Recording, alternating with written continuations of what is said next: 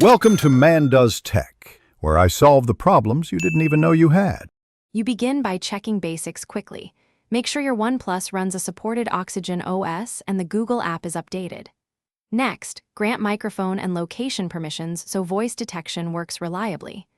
Open Settings, go to Apps, select Google, then tap Assist and Voice Input to start configuration. Once done, choose Google as the default assistant app. This step routes requests correctly. Make sure to keep your phone unlocked for the first setup, Now you configure voice match so Google Assistant recognizes you. Open the Google app, tap your profile, then voice match or Hey Google setup. Follow prompts and repeat the 3 sample phrases clearly. This trains the model to your voice tone and accent. Once trained, enable lock screen access if you want hands-free access when the phone is locked. Make sure to test with Hey Google a few times. This verifies sensitivity and reduces false triggers or missed commands.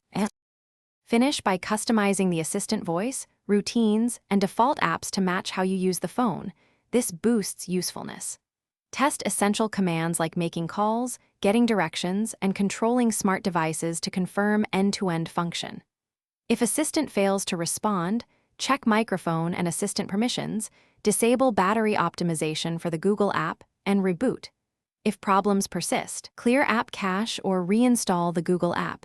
These steps fix corrupted settings.